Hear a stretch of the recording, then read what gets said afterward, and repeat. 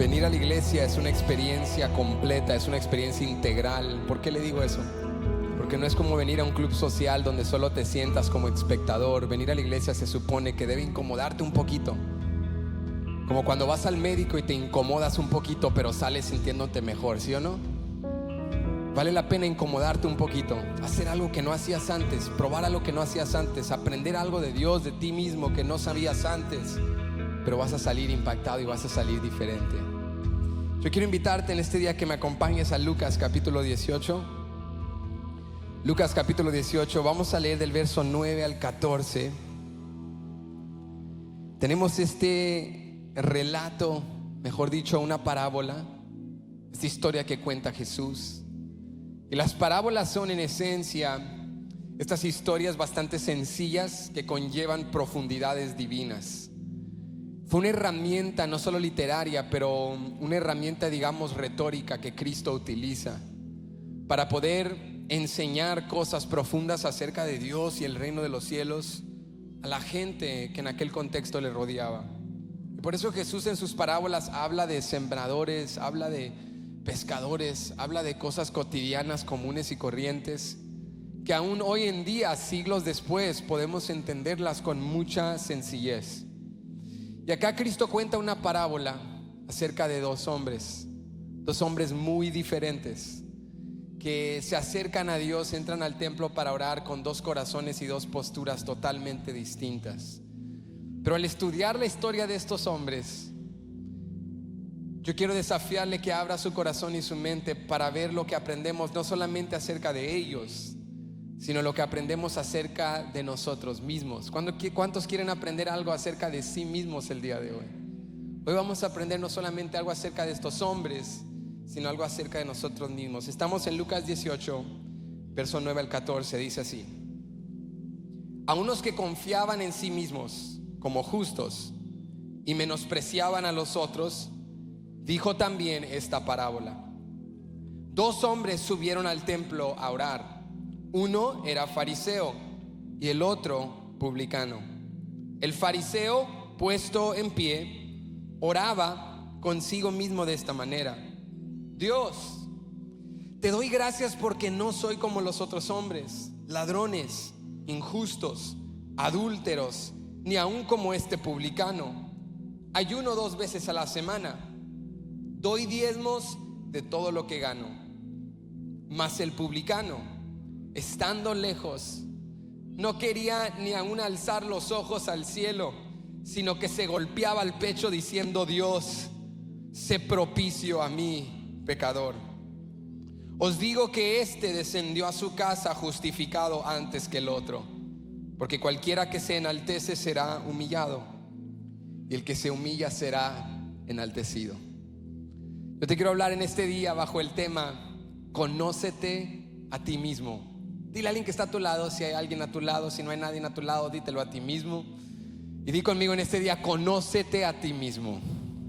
Hoy quiero introducirte a alguien que ya conoces, pero de quien te quiero revelar algunas cosas que quizá desconocías. Hoy te quiero introducir a ti mismo. ¿Cuántos están listos para conocerse un poco más?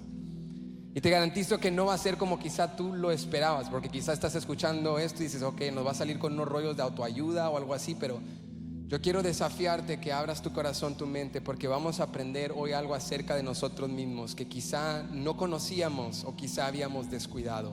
Vamos a orar. Padre, te damos gracias por este día.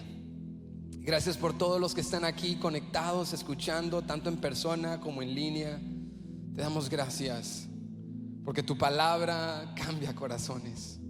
Las palabras del hombre inspiran, ciertamente lo han hecho por las edades, pero tu palabra transforma, produce vida. Entonces háblanos en este día por medio de tu palabra, para entender realmente quiénes somos nosotros, para reconocer la postura de nuestro corazón, para entender sobre todo quién eres tú, para poder acercarnos a ti con un corazón humilde, sencillo, quebrantado. Gracias por cada persona que está aquí, y pedimos específicamente por aquellos que se sienten lejanos de ti, por aquellos que se sienten excluidos de tu presencia, por aquellos que sea por vergüenza, culpabilidad quizá por una autojustificación, no vienen a ti de la manera correcta. Háblanos a todos para evitar esos errores. Queremos ser como este publicano. Su oración no estaba repleta de teología, su oración no era nada compleja. Era una oración simple y sencilla, básica, algunos dirían carente de contenido, pero esa oración sincera tocó tu corazón, porque esa oración fue genuina, honesta, aunque no aparentara hacerlo, fue profundamente teológica, porque este hombre sabía quién era él y quién eres tú. Háblanos en este día, pedimos esto en el nombre de Jesús, y todos decimos amén. Puede ocupar su lugar. Conócete a ti mismo. El tema del conocernos a nosotros mismos es un tema que predomina en nuestros días. Este tema que ha llevado muchas, digamos, caras o apariencias o frases como la autoayuda o la superación humana. Este tema de la capacidad humana de detenernos, de utilizar nuestro intelecto, nuestro razonamiento, para examinarnos desde adentro hacia afuera y ver cuáles son las características destacadas del ser humano, ver lo que hacemos bien, ver cómo mejorar, identificar nuestras pasiones, identificar nuestros deseos, nuestras preferencias. Es un tema que nuevamente predomina. Y es un tema que se ha infiltrado en la sociedad de tal manera que hoy hablamos de cosas como redefinir la identidad del ser humano. Tú eres el autor de tu identidad, tú eres el dueño de tu propia vida. Ese es el mensaje de la sociedad, que por medio de las redes sociales, por medio de influencers, por medio de películas, literatura, por medio de la academia, nos está continuamente predicando un mensaje. Porque quizá usted creía que solo los predicadores predicamos, pero hay predicadores en todas partes que llevan mensajes que nos dicen llegar a la plena felicidad. Y uno de estos mensajes es el tema de la autoayuda, la superación humana, el conocerte a ti mismo. Y dice, mira, tú defines tu sexualidad, tú defines tu identidad, tú defines quién eres. Y en un mundo saturado de este mensaje, creo que como cristianos cometeríamos un error solamente al descartar del todo este mensaje, rechazarlo del todo y no hacer la labor ardua de detenernos y examinar este mensaje a lujo de detalle y criticarlo constructivamente para ver sus pros y sus contras. Y si podemos hacer eso por un momento, nos damos cuenta que el tema del conocernos a nosotros mismos no es algo del siglo XXI, no es un tema novedoso, es algo que ha existido en la mente del ser humano por todos los siglos. Por ejemplo, trazamos en la historia de la filosofía occidental cómo en Grecia se hablaban los filósofos clásicos griegos acerca del conocerse a sí mismo. Es más, en la ciudad de Delfi, en Grecia, en un templo que tenían Apolo, cuando entraban en la antigüedad estaba escritas las palabras Know thyself, conócete a ti mismo. Y fueron temas de los cuales hablaban Sócrates y grandes filósofos, y esta capacidad de detenerse, de examinarse, de elevar el razonamiento y el conocimiento humano. Y hay algunos pros que hemos recibido de este linaje filosófico. Por ejemplo, el mensaje de la autoayuda nos desafía a reconocer que no debemos quedarnos de brazos cruzados esperando que alguien más arregle nuestras vidas, sino hay momentos en los cuales tú y yo podemos capacitarnos, podemos estudiar, podemos tener garra de ética de trabajo, podemos esforzarnos y podemos superar. Si alguien cree eso, diga amén. Ese no es un tema meramente cristiano, es un tema que enseña la sociedad y tiene cierto sentido. No hay que estancarnos, no hay que confinarnos, hay que aprender a superar, a autoayudarnos en el sentido de decir, no voy a esperar que el gobierno venga a arreglar mis finanzas, no voy a esperar que alguien más venga a arreglar mis problemas, yo tengo que aprender a luchar por mí mismo. Otro tema es el tema de la superación humana. Tiene sus pros. En parte, este hilo de pensamiento de que el ser humano no debe detenerse en su desarrollo. Podemos desarrollar en la medicina, en la ciencia, en la sociedad, en el pensamiento. Y eso ha creado mucho bien, mucho avance en cosas que hoy en día ayudan a hacer nuestra vida más eficiente, un poco más cómoda. ¿Cuántos le dan gracias a Dios que no vivimos como vivían en el primer siglo? ¿Le da gracias o no? O si no, los devuelvo ahorita a todos, ¿verdad? Le damos gracias a Dios que la tecnología ha avanzado, la ciencia ha avanzado, la medicina ha avanzado y podemos superar cosas. Y nuestros hijos y las generaciones venideras, en ese concepto de superación humana, también van a hacer cosas grandes. Este conocernos a nosotros mismos también nos ayuda a tener esta sinceridad de mirar hacia adentro y ver áreas en las cuales necesitamos crecer, identificar nuestros gustos, nuestra personalidad, el desarrollo de nuestro carácter. Pero yo quisiera hablarte el día de hoy acerca de conocerte a ti mismo desde otro lente, desde otro punto de vista. No desde el lente de que superes como humano, no desde el lente de una autoayuda, sino del lente de reconocer algo en ti y algo en mí que, si no lo entendemos, afecta el cómo nos acercamos a Dios.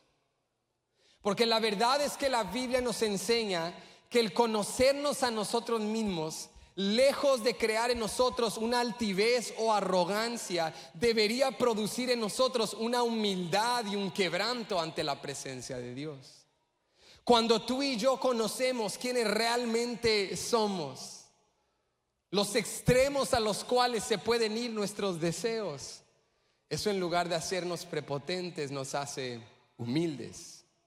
Entonces hoy queremos conocernos desde otra perspectiva, no para grandeza humana, sino para humildad ante Dios. ¿Y por qué te digo que desde la perspectiva bíblica el ser humano, cuando se autoexamina o evalúa, puede llegar a una humildad en lugar de una altivez? ¿Sabes por qué?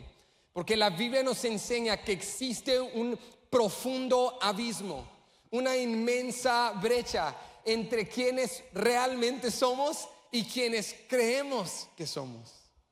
La Biblia nos enseña que tú y yo creemos que somos más buenos de lo que somos, más inteligentes de lo que somos, más guapos de lo que somos, más capaces y creativos de lo que somos. Y escúchame, el sermón del día de hoy no va a ser deprimente, aunque va por esa línea, ¿verdad?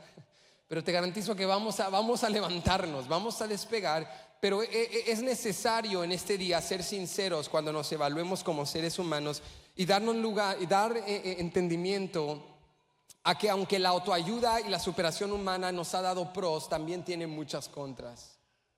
También tiene esta negatividad, este peligro de crear una cultura que cree que realmente no necesita a Dios, de crear una arrogancia humana que cree que puede hacer las cosas sin ayuda divina, de infiltrarse a la iglesia, porque ya el tema de autoayuda y superación humana no solo está afuera, está también en la iglesia, donde hay cristianos que somos muy religiosos, pero no estamos cerca de Dios. Porque sabías que es posible tener proximidad a espacios religiosos, pero estar lejanos de la presencia de Dios. Es posible conocer mucho acerca de Dios, pero no conocerle a Él personalmente. Es posible asistir a una iglesia y no ser cristiano. Es posible conocer acerca del mensaje de Jesús y no haber sido transformado por el evangelio. Y ese es el error que hoy queremos evitar. No queremos estar aquí pero no estar. No queremos escuchar pero no prestar atención. Queremos conocernos a nosotros mismos desde el lente de qué es lo que Dios dice acerca de Él y acerca de nosotros. Y te quiero desbordar este mensaje de tres preguntas. Lo quiero presentar desde tres preguntas, tres puntos de vista. La primera pregunta que vamos a contestar para conocernos a nosotros mismos es: ¿cómo vemos a Dios? ¿Cuál es tu vista o perspectiva acerca de quién Dios es? La segunda pregunta que vamos a contestar es: ¿cómo te ves a ti mismo? ¿Cuál es tu perspectiva acerca de quién tú eres? Y en tercer lugar, ¿cómo ves a los demás? ¿Cuál es tu perspectiva de otros? Vamos a contestar la primera pregunta: ¿cómo ves a Dios? Vuelve conmigo a Lucas 18, verso 9. Dice así: a unos que confiaban en sí mismos como justos y menospreciaban a los otros, dijo también esta parábola. Ahora, antes de entrar a esta parábola y ver esta historia que Jesús relata, quiero que notes conmigo a quién le está hablando Jesús y cómo les está hablando. Porque dice el versículo 9 que Jesús le hablaba a unos que confiaban en sí mismos como justos y menospreciaban a los demás. Cuando Cristo iba a exhortar a alguien, cuando Cristo quería cambiar algo en la mentalidad de su pueblo, de los judíos, y eventualmente cuando su mensaje se expandió a los gentiles y etcétera, Jesucristo tenía esta cualidad que tú y yo deberíamos practicar como cristianos. Jesucristo no hablaba de la gente, Jesucristo le hablaba a la gente. ¿Cuántos saben que hay una inmensa diferencia? Jesús, dice el verso 9, no hablaba acerca de unos que confiaban en sí mismos, le estaba hablando a los que confiaban en sí mismos. Y creo que aquí cometemos, haciendo un hincapié, un grave error a veces como cristianos. Hablamos los unos de los otros, pero no nos hablamos los unos a los otros. Criticamos a la gente, criticamos al cristianismo, criticamos a líderes religiosos, criticamos a nuestros hermanos en la fe. Estamos en desacuerdo con algo y lo murmuramos en lugar de ir con esa persona y decirle cara a cara lo que realmente pensamos. Pero Jesús no estaba aquí sentado con sus discípulos, con los suyos, murmurando, hablando mal de la iglesia, hablando mal de la gente, hablando mal del judaísmo, sino que Él vio una carencia en los judíos y en lugar de hablar de ellos, se fue directamente con ellos y les habló cara a cara. ¿Cuántos creen que podríamos hacer una inmensa diferencia si usted y yo fuésemos una iglesia que en lugar de hablar los unos de los otros nos habláramos? Que si en lugar de aquello con lo cual usted no está de acuerdo, murmurarlo, iría y lo diría directamente. Esta es una característica increíble de Jesús. Jesús viene a esta gente, no sabemos específicamente quién era este grupo de personas, pero Lucas los caracteriza de esta manera: los que confiaban en sí mismos y menospreciaban a los demás. Y es muy probable, por el contexto de la parábola, que Jesús estaba hablando en gran parte a fariseos. Jesús estaba hablando en gran parte a líderes religiosos. También quizá allí estaban entre ese grupo otros judíos, otras personas, otros escuchando. Pero la audiencia de Jesús se hace clara a lo largo de la parábola. Él viene y los confronta directamente. Y la pregunta es: ¿quiénes son estos que confían en sí mismos? ¿Quiénes son estos que creen que con sus fuerzas y sus obras realmente pueden hallar o ganarse el favor de Dios? Y cuando vemos uno de los personajes de la parábola, el fariseo, nos damos cuenta que este grupo de personas, estos judíos que eran una secta del judaísmo, que creían vivir vidas separadas, que guardaban la ley de Moisés muy meticulosamente, que se jactaban de su estilo de vida, que se consideraban un poco más piadosos que los demás. Estas personas a las cuales Cristo les está hablando creían en algo que hoy necesitamos definir si vamos a entender esta parábola. Creían en la justificación. Todos digan conmigo: justificación.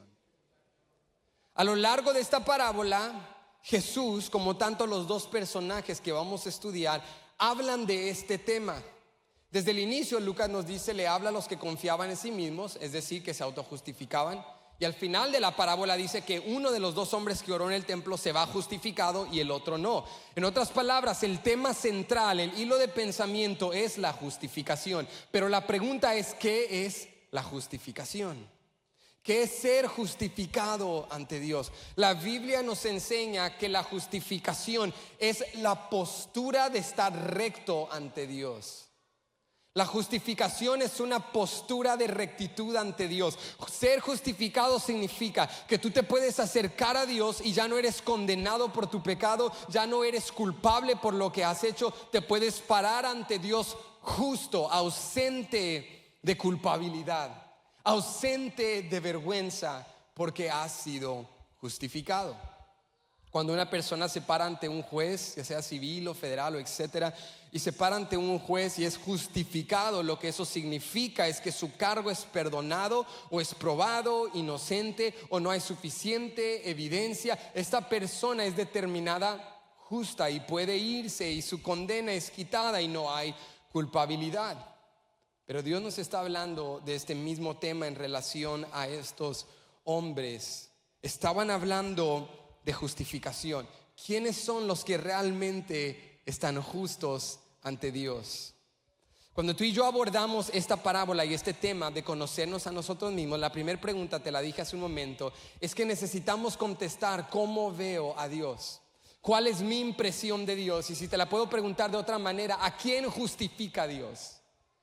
¿Cuál es el tipo de persona a quien Dios está buscando? Porque déjame decirte algo el día de hoy: la manera en la cual tú ves a Dios afecta el cómo te acercas a Él.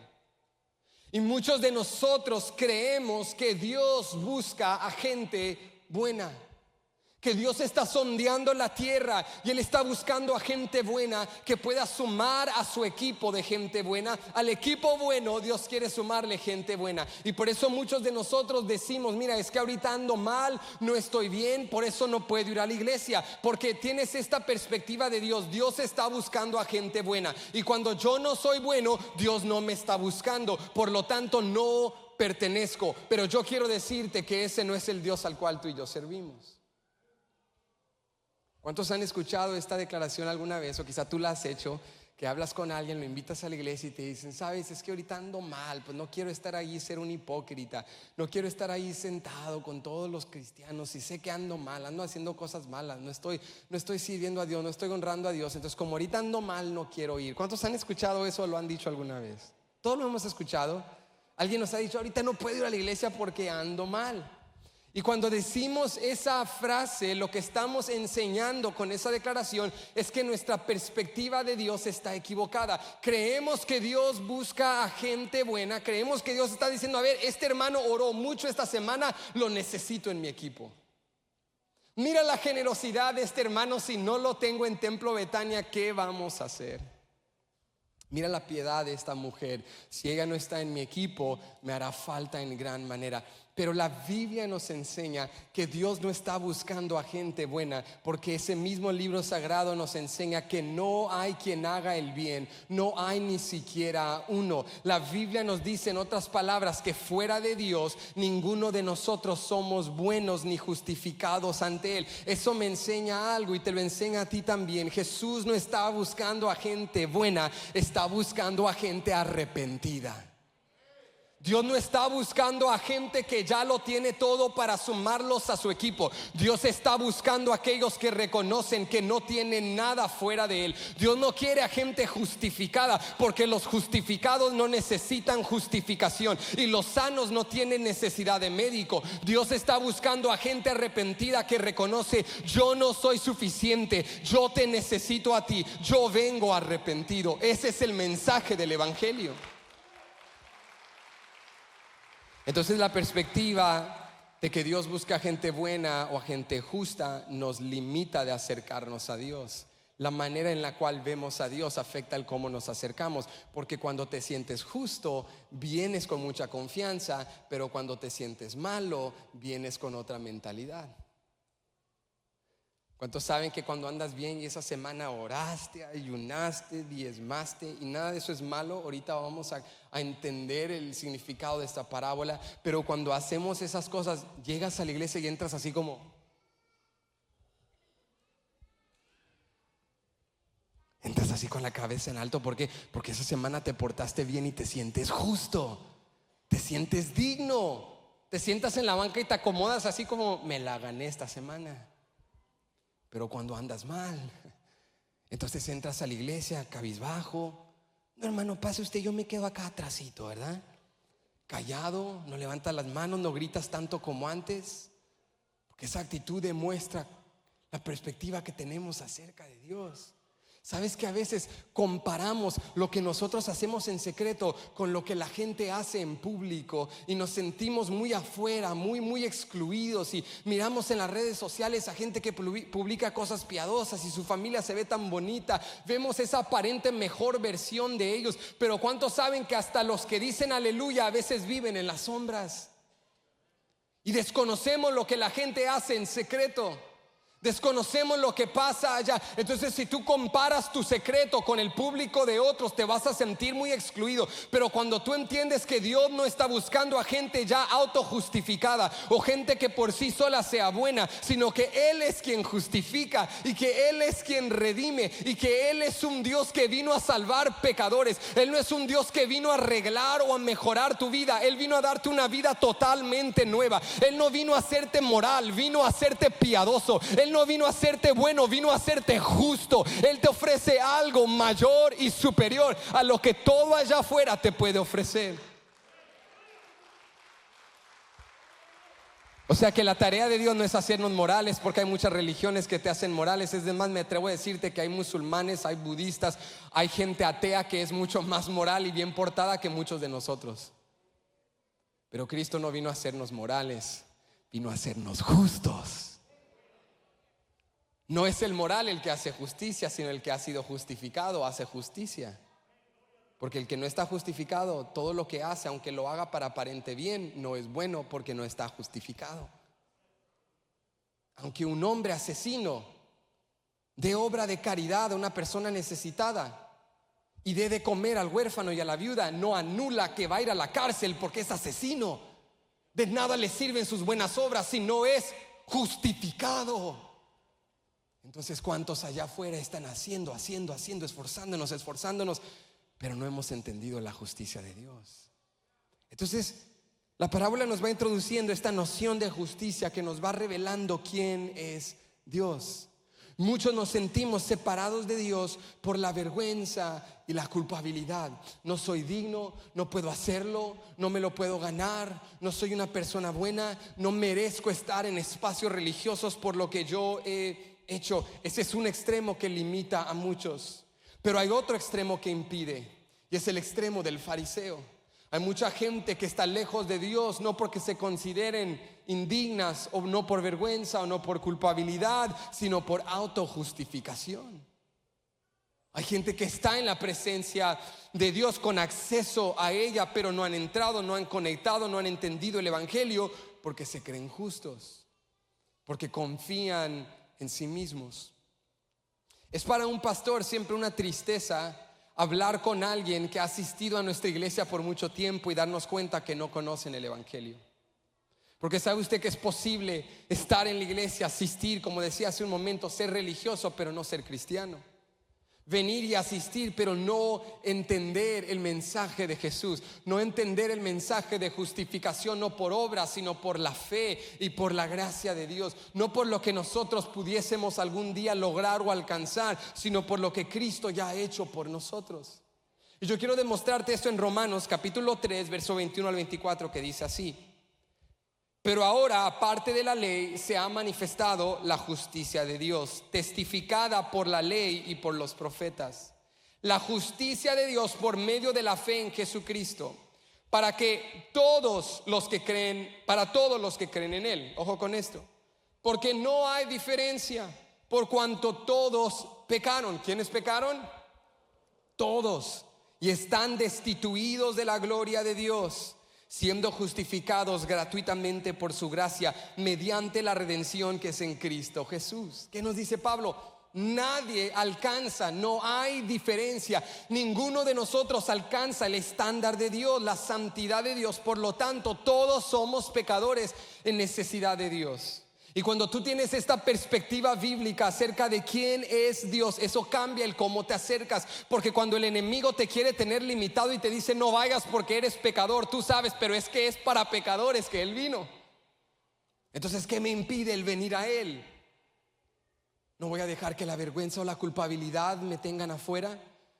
No voy a dejar que al entrar a la iglesia el enemigo me engañe y diga es que no soy como ese hermano o como aquella persona, no soy tan santo, tan digno, porque entiendo que ninguno de los que estamos aquí somos dignos. No hay diferencia, todos somos pecadores, todos estamos destituidos de su gloria. Pero tampoco me voy a autojustificar porque entiendo la realidad acerca de mí mismo. No soy una persona perfecta, soy una persona pecadora. O sea que Pablo dice ninguno de nosotros alcanza. Todos necesitamos a Jesús. Y esto nos enseña dos cosas. Nos enseña algo acerca de la santidad de Dios, de quién es Dios, pero nos enseña algo también acerca de nosotros mismos, que es cuando comenzamos a conocernos desde otro punto de vista. Lo primero que aprendemos acerca de Dios en este pasaje que acabamos de leer en Romanos es que Dios es santo. La Biblia nos dice que Dios es santo. Esto no significa que Dios esté separado de nosotros en el sentido de que no tengamos acceso a Él, porque nuevamente el evangelio es Dios viniendo a nosotros por medio de Jesucristo. Pero la santidad de Dios nos enseña que Dios está apartado del pecado, que en Dios no hay imperfección, que en Dios no hay carencia, que en Dios no hay fluctuancia, que en Dios no hay error, no hay tiniebla, no hay sombra de variación. Él es perfecto, Él es justo, Él es bueno, Él es totalmente bondadoso, totalmente amor, Él es santo. Él está apartado de todo pecado y Él es completo. Y mira lo que Jesús quería enseñarle a aquellos que confiaban en sí mismos por medio de esta parábola. Jesús nos estaba enseñando que tú y yo tenemos la tendencia de compararnos unos a otros. Y cuando te comparas a alguien más, siempre puedes sentirte mejor. Pero Jesús dice, no, el estándar de Dios no es que te compares a los demás, es que te compares a Dios. Y cuando te comparas a la gente, siempre vas a encontrar a alguien menos o más que tú. Entonces tú tienes el control de sentirte peor o mejor. Vamos, seamos sinceros. ¿A cuánto nos ha pasado que algún día estás pasando por algo? Tus niños están descontrolados, tus finanzas están mal, algo te hace falta, pero luego ves a alguien que está peor que tú y te sientes mejor. Es la verdad, nadie lo diría, nunca lo dirías públicamente, pero lo has pensado. Andan mal financieramente, van a un compromiso familiar y ves a otro familiar que anda peor, y cuando sales dices, pues chiquita, no andamos tan mal. Tus niños andan desobedientes y luego te topas en una tienda con una señora, sus niños son caóticos, carecen de civilización, parecen unos monstruos, y tú dices, pues los míos no parecen angelitos en comparación. Y te sientes mejor. Por eso muchos jugamos ese juego en la iglesia. Te comparas a alguien más, te sientes mejor. Te ves en un espectro moral. Y dices, en el espectro moral está Hitler como ejemplo de lo peor y la Madre Teresa como ejemplo de lo mejor. Y yo me califico en ese espectro donde estoy. Pues esta semana me porté un poquito mal, pero tampoco he matado a judíos. Entonces no soy un nazi Hitler. Entonces no ando tan mal. Pero Dios dice, te voy a decir mi espectro moral. Mi espectro moral, dice Dios, no es Hitler o la Madre Teresa. Mi espectro moral es Dios y se acabó. Escucha, cuando tú te comparas a Dios, te estás comparando a perfección. Entonces cuando te comparas a Dios, no a tus amigos, no a tus vecinos, no a tus compañeros de trabajo, no a tus familiares, cuando te comparas a Dios, siempre careces. Cuando te comparas a Dios, nunca aumentas. ¿Qué debería producir eso en mí? Un continuo quebranto y una humildad.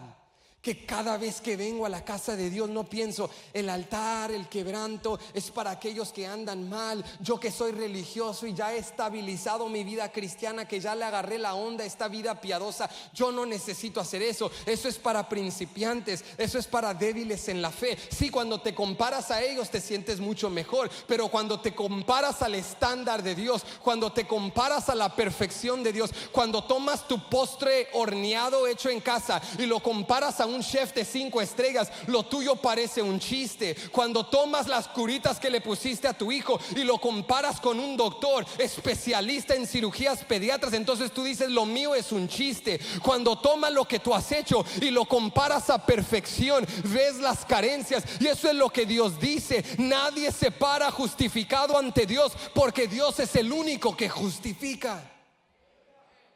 Entonces la santidad de Dios deja este abismo profundo, esta brecha incruzable entre Él y yo. ¿Y a qué acudo cuando veo esa brecha? ¿A quién corro cuando veo ese abismo? Allí entra el glorioso evangelio. No solamente que yo no puedo, sino que Cristo pudo. No solamente que yo no soy suficiente, sino que Él es suficiente. No solamente la severidad de mi pecado, sino el poder de su cruz y su resurrección. El evangelio de Cristo es un mensaje de que tú y yo somos justificados no por nosotros mismos, sino por la obra de Cristo Jesús.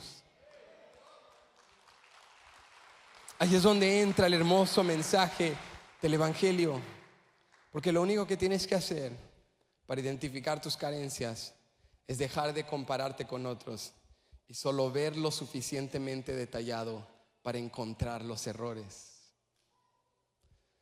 Ahorita que mi esposa Chabel y yo vivimos afuera de la ciudad, allá en the country, en el pueblo, donde cuando si llegas a la casa equivocada te sacan una pistola. Porque hace unos meses vino un muchacho de una compañía a echar, ¿verdad?, un químico contra insectos, y se fue a la casa equivocada. Y yo lo estaba esperando, me había llegado la notificación, ya viene llegando el representante. Estoy ahí a la puerta y no llega nadie. Y luego veo una troca así que se para enfrente de mi casa y sale así respirando. ¿Usted es el señor Paredes? Y le digo, sí, yo soy, ¿estás bien? Y me dice, es que Me fui a un ranchito a la casa equivocada y el Señor salió con una pistola y me iba a disparar. Y le dije, sí, mira, acá no la puedes regar, acá no la puedes regar. Acá tienes que llegar a la casa que es, porque acá te cuesta la vida, ¿verdad? Entonces, allá donde vivimos nosotros, hay una tendencia con nuestros vecinos porque valoran mucho allá la presentación externa de tu casa. Que tu césped esté nítido, perfecto, que las hierbas y todo. Y a veces allá por mi casa van caminando vecinos y ven así tu casa y tú los ves como sondeando, ¿verdad? Y luego a la hora los ves en su casa trabajando y así es una comparación interminable. Y no estoy atacando a mis vecinos, son buena gente, eso espero, ¿verdad? Pero hay mucha comparación y recuerdo en esta semana mi esposa Chabel y yo nos propusimos y dijimos, ok, ya va acabando el verano, ya acabó, ya vamos entrando a la nueva temporada y hay que dejar todo listo para que cuando venga el invierno todo esté limpio, la última cortada de nuestro patio y mantener todo. Y estábamos allá afuera, yo estaba cortando, ella estaba sacando hierbas de otro lado, los niños estaban haciendo desastres, comiéndose insectos, Dios sabe lo que hacen. Pero estábamos allá afuera atendiendo la situación y yo tengo una cualidad que es a la vez, es una cualidad doble, es a la vez negativa y positiva. Y hay varios aquí que también la tienen y se van a identificar. Yo soy perfeccionista. Eso es muy bueno porque te demanda una exigencia de excelencia, quieres hacer las cosas bien, pero también es negativo porque no dejas a nadie respirar y a veces no confías en la gente. Entonces así soy yo, ¿verdad? Entonces soy perfeccionista y había quedado con Chabeli que nos íbamos a encontrar en la parte de atrás, limpiar unas ventanas, pero yo estaba así cortando, ¿verdad? Unas hierbas y mientras estaba ahí comencé a comparar, ¿verdad? A ver a los vecinos. Y dije, a comparación de los vecinos, lo que yo había hecho ya se miraba muy bien.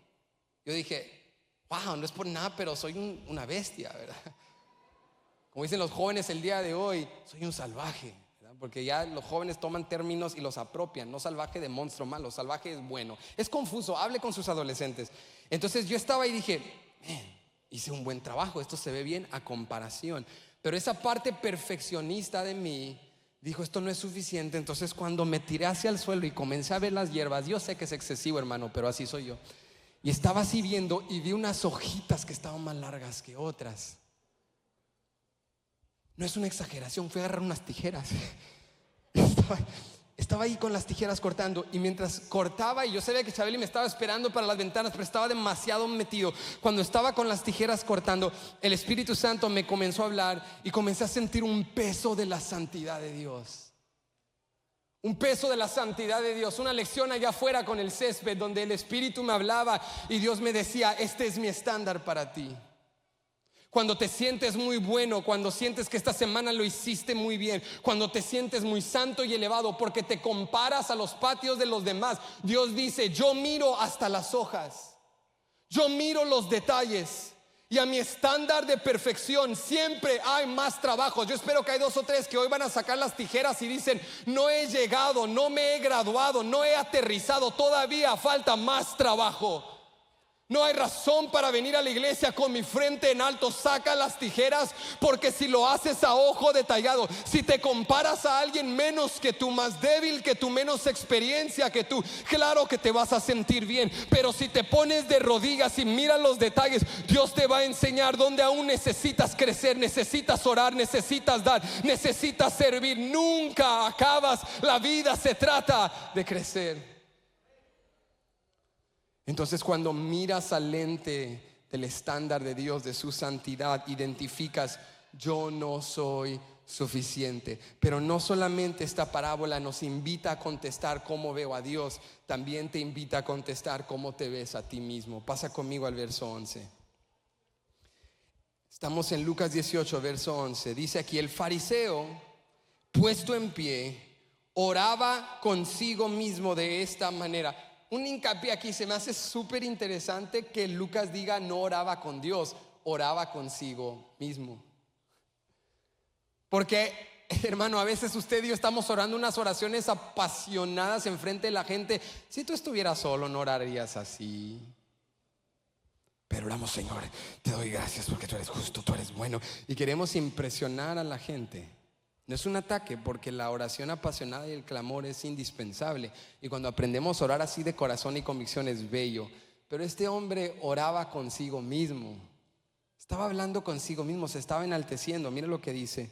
Te doy gracias, Dios, te doy gracias, porque no soy como los otros hombres, ladrones, injustos, adúlteros, ni aun como este publicano. Ayuno 2 veces a la semana, doy diezmo de todo lo que gano.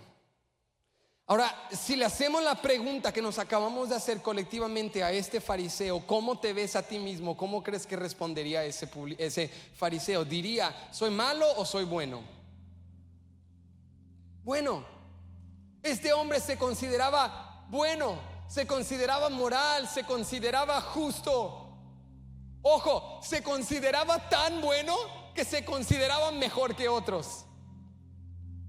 Y aquí es donde esta parábola nos lleva a conocernos a nosotros mismos. Hoy tú tienes una cita contigo mismo.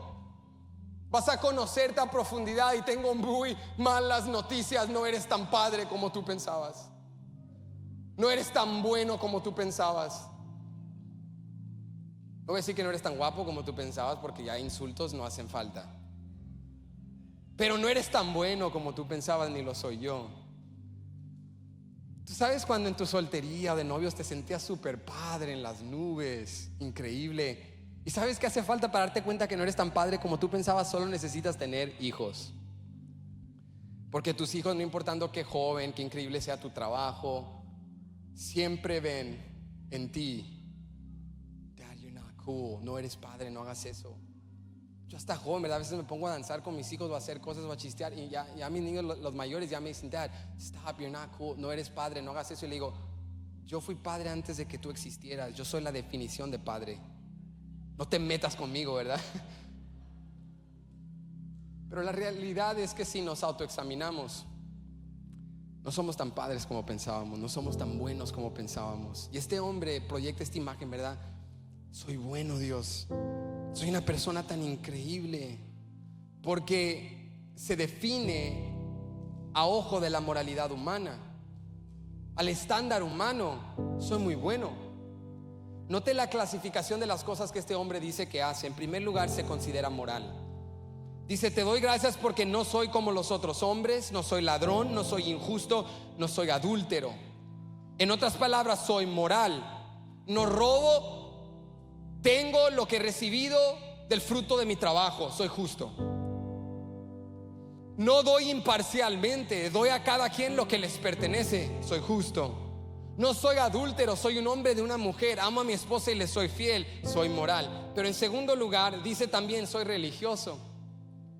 Soy un hombre piadoso, ayuno 2 veces a la semana, doy diezmo de todo lo que gano. No hay tiempo para demostrarles esto, pero si usted va a la ley del Antiguo Testamento, Dios no requería que ayunaran 2 veces a la semana, ni tampoco que diezmaran de todo lo que tenían. Diezmaban de ciertas cosas y ayunaban cuando Dios los convocaba, cuando líderes convocaban. En otras palabras, este hombre hacía más de lo que se le pedía y estaba poniendo eso en cara. Soy moral y soy religioso. Pero yo quiero decirte el día de hoy que ser moral y ser religioso no es lo mismo que ser justo. Ser justo no se trata de lo que tú haces. Ser justo se trata de quién eres. Ser justo no se trata de lo que has logrado. Ser justo significa de tu postura. Puedes ser muy moral y puedes ser muy religioso, pero ser justificado quiere decir que has sido declarado recto ante los ojos de un Dios que es 3 veces santo. Eso no te lo puedes ganar, eso no lo puedes replicar, eso no lo puedes fabricar. Eso solo lo hace Jesús. Pero este hombre se miraba como alguien justo, bueno, moral, y no identificaba la realidad de su corazón. Yo sé que tú crees que eres una buena persona, como yo también creía ser una buena persona, pero el evangelio nos habla la realidad de nosotros mismos. El evangelio nos dice: cuando ves a Dios correctamente, que Él es santo, que nadie lo alcanza, ahora te ves a ti mismo correctamente, ya no comparándote a los demás, sino comparándote a Dios. Dices: Dios, no soy ni digno de estar aquí, no merezco tu presencia, no merezco tu perdón, no merezco tus bendiciones, no merezco tu provisión, no soy nadie. Dejas de ser como el fariseo y comienzas a ser un poco más como el publicano. Pero ¿cómo es que te ves? La verdad es que la Biblia nos enseña que el lugar más oscuro del universo no son los sitios de prostitución, no son los centros de terrorismo, no son casas de drogadicción. La Biblia nos enseña que el lugar más oscuro de todo el universo es tu corazón y mi corazón. Y quizá tú me digas hoy: ay, pastor, qué hipérbole, qué exagerado. Me estás diciendo que mi corazón es más oscuro que todas esas cosas. Te estoy diciendo que tu corazón y el mío son tan oscuros que tenemos el potencial de hacer todo aquello que creíamos nunca jamás hacer. Que tenemos el potencial de dañar, herir, matar, hurtar, robar, engañar, más allá de lo que tú pudiese ser posible de concebir. Y tú dirías: no, yo no. Déjame decirte, solamente hace falta que la vida te haga ciertas cosas para que te vayas a los extremos. Solamente estás a una muerte, una violación, un robo, un cáncer, una enfermedad de convertirte en tu peor enemigo. Solamente estás a hilo de una situación para convertirte en el monstruo que tanto detestas de la sociedad. La verdad es que terroristas no nacen, se hacen. Violadores no nacen, se hacen. Robadores no nacen, se hacen. Y se hacen de la misma materia que tienes tú y tengo yo. Se hacen de un corazón que dice: yo no necesito a Dios, yo puedo hacer esto por mí mismo. Y esa corrupción, esa contaminación, ese pecado te lleva a los extremos. Pero un corazón que reconoce su pecado, que reconoce su condición, que reconoce su situación, no viene con cara en alto, viene diciendo: sé propicio de mi pecador, ten misericordia de mí, solamente tú puedes perdonarme.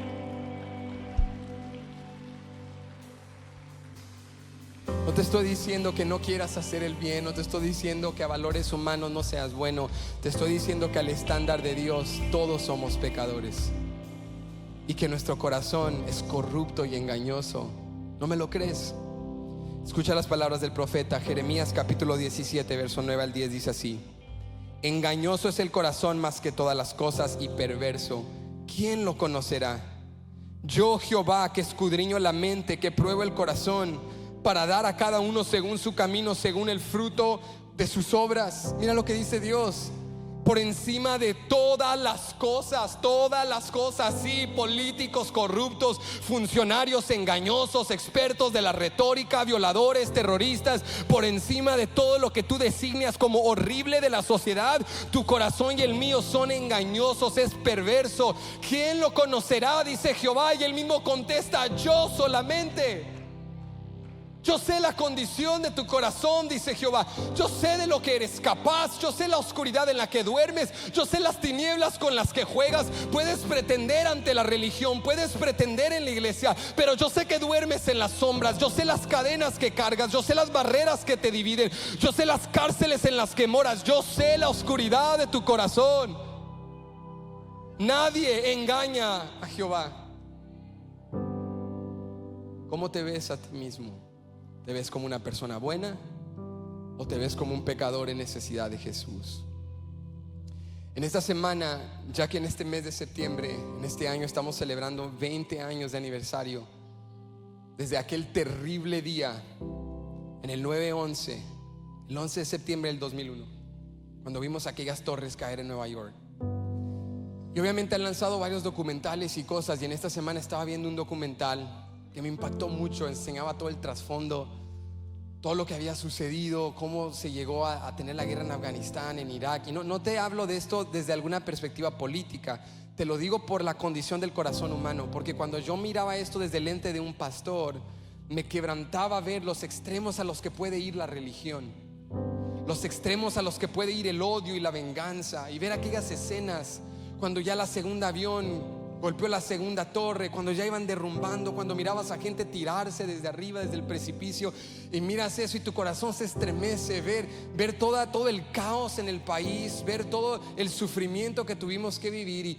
Y recuerdo que al final del documental entrevistaban a quien fue capitán del departamento de bomberos en Nueva York, esta mujer ya jubilada. Y ella dijo lo siguiente al final del documental. Ella dijo: después de todo esto, dijo, ¿qué podemos aprender del 9/11? ¿Qué nos enseña?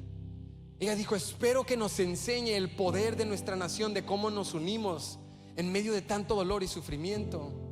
Y luego dijo: pero espero que hayamos aprendido también que ante el sufrimiento y el caos, la respuesta no es el odio. Dijo: la respuesta es el amor. nada más. Así dijo, el amor y nada más. Y comenzó ella a llorar. Y cuando yo miraba eso, tocó mi corazón. Pero yo al escucharlo le quise sumar algo, porque yo dije, estoy de acuerdo, no es el odio sino el amor. Pero no solamente el amor, es el amor de Jesús.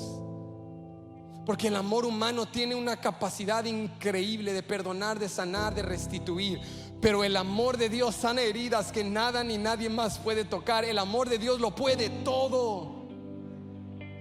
Entonces las terribles y malas noticias de que tú y yo somos pecadores, de que vivimos en un mundo en el cual suceden cosas como esas, que vivimos en un mundo terrible y corrupto, que nuestro corazón es engañoso, el evangelio no nos deja ahí. Nos lleva también al amor de Dios, a la gran solución que lo arregla todo, para no quedarnos estancados en depresión, sino para correr a Él. ¿Qué te estoy diciendo? Que aquello que te limita de acercarte a Dios, aquello que te tiene afuera, es lo que te debería tener adentro. No vienes porque dices no soy digno, pero es por el hecho de que no eres digno, de que deberías estar aquí, porque Él no vino por dignos, Él vino por pecadores.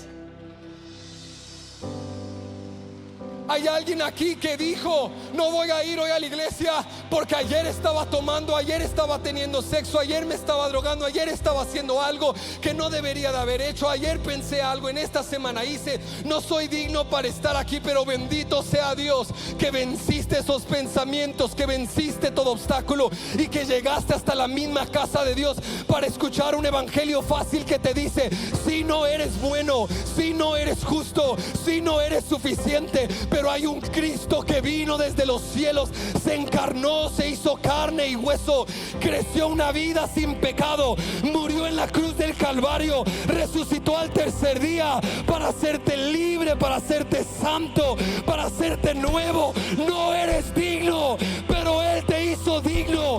No eres justo, pero Él te ha justificado. Tomó tu pecado y lo llevó en la cruz, tomó su justicia y la puso sobre ti para que tengas acceso a su presencia.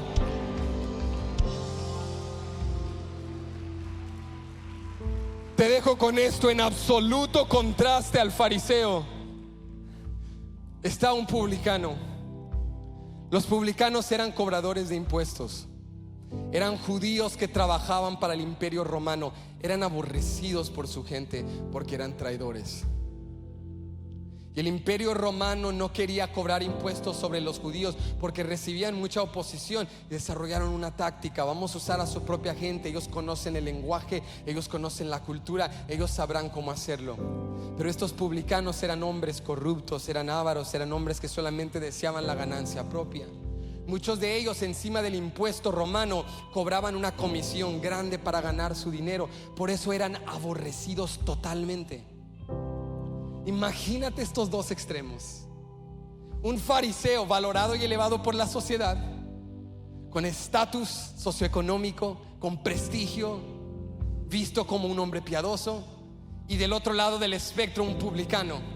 No pertenece, no tiene cabida. Ambos están orando a Dios, pero tienen perspectivas distintas de Dios. Ambos hablan de sí mismos, pero se ven a sí mismos de manera muy diferente. El fariseo se ve bueno y está ahí solo dándole gracias a Dios que él no es como otros, que él no es como ese publicano. Pero dice la Biblia que el publicano muy lejos, vuelve conmigo a Lucas 18 verso 13, mas el publicano estando lejos no quería ni aún alzar los ojos al cielo, sino que se golpeaba el pecho diciendo: Dios, sé propicio a mí pecador. Mira las posturas aún diferentes. El fariseo está puesto en pie, se está jactando, pero el publicano está lejos, no se siente ni digno de acercarse más. Está como afuera del templo a las puertas. Probablemente está de rodillas. Él no está diciendo gracias Dios que soy así o de esta manera, gracias que no soy como ellos o aquellos. Está golpeando su pecho como símbolo de indignación. Está diciendo: no soy digno, sé propicio a mí, perdóname, justifícame porque no soy justo, perdóname porque soy pecador, ayúdame. ¿Qué nos enseña esto? ¿Qué es lo que quiere Dios? Dice la Biblia que Jesús le dice a los que estaban allí, que se levantaron y se fueron ambos. El publicano fue justificado, pero el otro no. Y Jesús concluye dándonos la esencia de la parábola. Dice: porque el que se enaltece será humillado, pero el que se humilla será enaltecido. ¿Qué es lo que quiere Dios? quiere que hoy te conozcas lo suficientemente para reconocer: yo te necesito, yo no puedo hacer esto sin ti, no soy nada diferente a ese publicano. Quizás sí he vivido una vida más piadosa porque llevo años en la fe, porque he aprendido, pero eso no es lo que me justifica, eso lo hago por amor. Lo que me justifica es que Cristo tomó mi lugar y Cristo pagó mi precio. Y por eso cada vez que tú vienes a la iglesia, no hay dos grupos: los grupos de los que necesitan llorar, quebrantarse y pasar al altar, y el grupo de los santos piadosos que la llevan bien. Hay un solo grupo, un grupo de publicanos que todos venimos golpeando el pecho diciendo domingo tras domingo, llenos de asombro: no soy digno, sé propicio a mí, soy un pecador. Tú has sido bueno para conmigo, me has dado más de lo que merezco, más de lo que necesito. No soy digno para estar aquí, pero gracias a ti lo soy, y por eso me acerco confiadamente. Escucha, no solamente esto impacta el cómo ves a Dios y el cómo te ves a ti mismo, sino el cómo ves a los demás. Los que confían en sí mismos menosprecian a los demás.